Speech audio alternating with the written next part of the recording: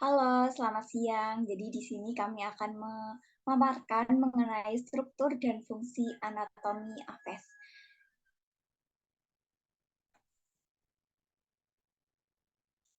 Jadi di sini kami dari beberapa anak, yaitu ada Nazatun Amalia, Davina Heria, Anissa Rahmawati Dewi, dan Fitria Cahya Nur Hidayah itu akan menjelaskan mengenai struktur dan fungsi anatomi apes dengan penjelasan sebagai berikut.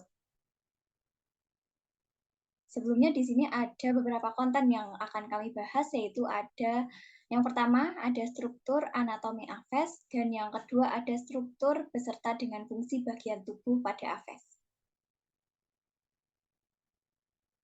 Baik, di sini ada contoh gambar dari bagian anatomi pada apes.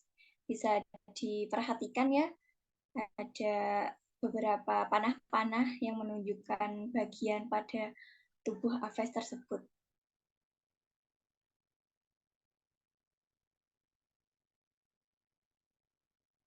Baik, untuk pembahasan selanjutnya akan dibantu oleh rekan saya, yaitu Mbak Anissa. Oke, saya lanjutkan untuk pembahasan yang pertama itu ada struktur anatomi apes. Nah, sebelum kita mempelajari struktur eh, dan fungsi anatomi apes, kita terlebih dahulu harus mengetahui apa itu anatomi. Nah, anatomi sendiri merupakan ilmu tentang struktur dan komponen fisik dari organisme atau objek, baik di tingkat makroskopis atau bisa kita lihat langsung dengan mata telanjang maupun mikroskopis atau dengan bantuan mikroskop seperti itu.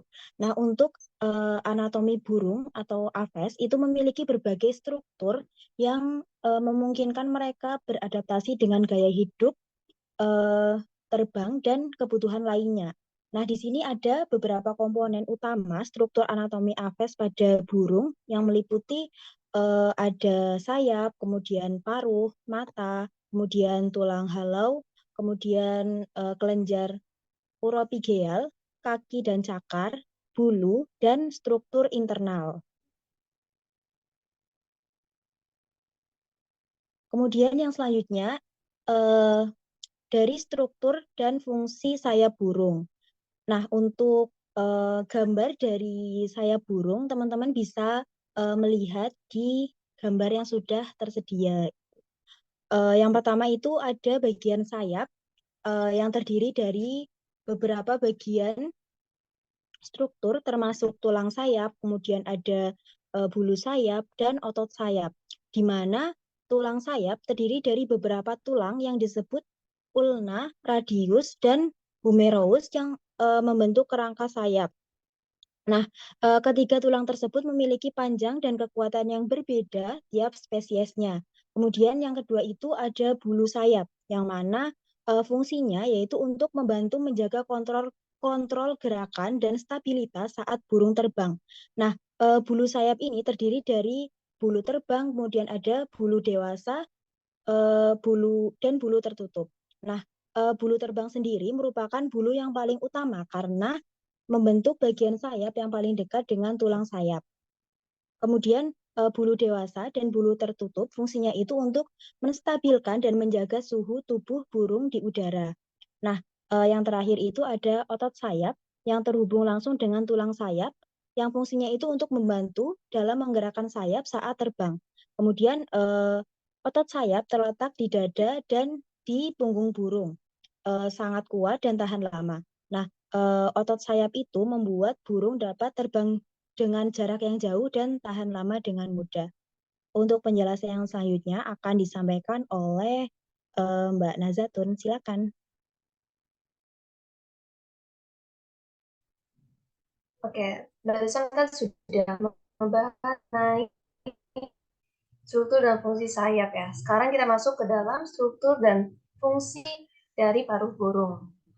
Yang pertama ada paruh burung pemakan biji. Nah, untuk karakteristiknya sendiri, biasanya paruh burungnya itu kokoh, kemudian dia kuat, agak tumpul, tebal dan juga bulat. Adapun untuk kegunaannya ataupun fungsinya digunakan sebagai pemecah biji-bijian keras seperti pada biji matahari ataupun biji kapas. Lalu digunakan juga untuk mengupas lapisan luar biji. Nah, kemudian masuk kepada paruh burung pemakan daging atau karnivora. Nah, umumnya paruh burung ini karakteristiknya itu tajam, kemudian dia melengkung dan juga kuat. Contohnya pada burung elang. Nah, fungsinya itu untuk merobek daging mangsa begitu. Lalu masuk ke dalam paruh bebek begitu. Karakteristiknya dia paruhnya itu lebar dan juga pipih. Kemudian terdapat bagian yang bergerigi di bagian tepinya. Lalu untuk fungsinya sendiri dia digunakan untuk mencari ataupun menyaring makanan dari air. Contohnya makanan seperti alga, plankton ataupun tanaman yang ada di air gitu. Kemudian untuk paruh burung pemakan serangga atau insektivora, umumnya dia berkarakteristik tipis, kemudian tajam, terus seringkali panjang. Paruh burung ini digunakan untuk membantu dalam menangkap serangga-serangga kecil yang ada di udara maupun yang ada di permukaan tanah. Kemudian paruh burung pemakan ikan atau piscivora. Karakteristiknya itu dia panjang, kemudian tajam, dan juga melengkung. Paruh ini digunakan untuk menangkap ikan, contohnya pada pelikan ataupun burung camar. Nah, seringkali mereka menggunakan paruhnya itu dengan cara menyeruput untuk menangkap ikan. Kemudian selanjutnya ada paruh burung pengisap madu atau nektarivora. Paruh burung ini dia biasanya panjang, kemudian ramping dan juga terbelah. Nah, seringkali di bagian ujungnya itu ada bergerigi gitu. Nah, fungsinya digunakan untuk mengumpulkan nektar dari bunga. Nanti mereka akan menjilat nektar dengan lidah panjang yang mereka miliki. Oke, mungkin selanjutnya akan dilanjutkan oleh rekan kami. Baik, selanjutnya ada struktur dan fungsi kaki pada burung. Jadi di sini ada macam kaki burung, yaitu yang pertama ada anisodaktil yang merupakan struktur kaki burung yang paling umum dengan 3 jari ke depan dan 1 jari itu ke belakang. Banyak ditemui pada burung penyanyi, burung pengicau, elang, raja wali, dan falcon. Yang kedua ada sindaktil, yaitu merupakan struktur kaki burung yang merupakan karakteristik dari ordo Coraciformes. Yang selanjutnya ada zygodactyl, merupakan struktur kaki burung yang sering terjadi pada spesies arboreal, terutama pada spesies yang naik batang pohon atau memanjat melalui dedaunan, seperti contoh adalah burung bayan, burung pelatuk, dan beberapa burung hantu.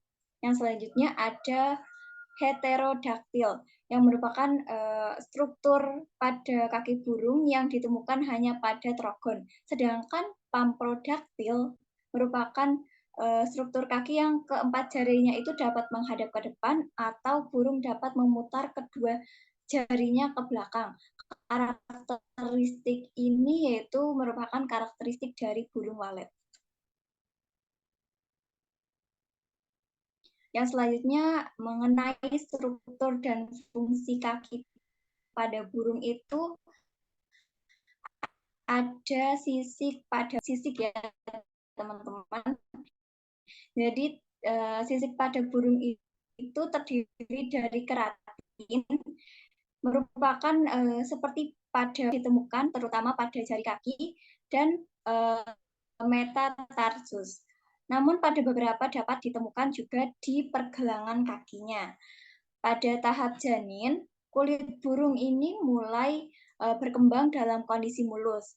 Dan pada kaki itu stratum atau merupakan lapisan terluar, kulit ini terdapat terkeratin atau menebal dan sisik mulai terbentuk. Dan selanjutnya sisik-sisik ini dapat digolongkan dalam beberapa kriteria. Yang pertama ada kansela, yang merupakan sisik sangat kecil, hanya berupa penebalan serta pergeseran dari kulit yang saling bersilang dengan alur yang dangkal. Yang kedua ada reticula, yang merupakan sisik kecil tapi berbeda ya, terpisah, terbentuk sisik dan ditemukan pada permukaan lateral dan medial metatarsus pada ayam. Sisik ini terbuat dari alpha keratin. Yang ketiga ada skutella, yang merupakan sisik yang tidak tersebar di skute seperti yang ditemukan pada bagian belakang dari metatarsus ayam. Yang keempat ada skute, yaitu merupakan sisik terbesar dan biasanya ini ditemukan pada permukaan bagian belakang, pada bagian metatarsus dan permukaan dorsal jari. Sisik ini terbuat dari beta keratin seperti pada sisik reptilia.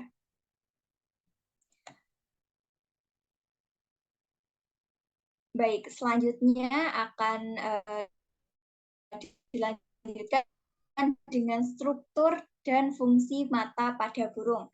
Pada struktur dan fungsi matanya itu, struktur ada di bagian kiri dan fungsinya itu ada di bagian kanan. Baik, kita akan mulai. Tertera pada gambar ya, di sebelah kanan terdapat struktur burung kornea yang berfungsi merupakan lapisan tipis yang melindungi mata burung dan membantu untuk memfokuskan cahaya. Jadi kornea itu berfungsi sebagai pembantu mata pada pemfokusan cahaya. Yang kedua itu sklera, merupakan lapisan putih keras yang memberikan dukungan struktural pada mata. Yang ketiga, ini ada iris, merupakan bagian pewarna di bagian tengah mata yang mengatur jumlah cahaya yang masuk ke dalam mata. Yang keempat, ini ada pupil, merupakan lubang di tengah iris yang berubah ukuran untuk mengatur jumlah cahaya yang masuk ke dalam mata. Yang kelima, ini ada meta, merupakan bagian mata yang dapat mengubah bentuk untuk membantu dan memfokuskan cahaya ke retina. Yang keenam ada retina, merupakan lapisan berisi sel-sel fotoreseptor ya, yang mendeteksi cahaya dan mengubahnya menjadi sinyal saraf. Baik, selanjutnya mungkin akan dapat dibantu jelaskan oleh Mbak Fitria. Silahkan.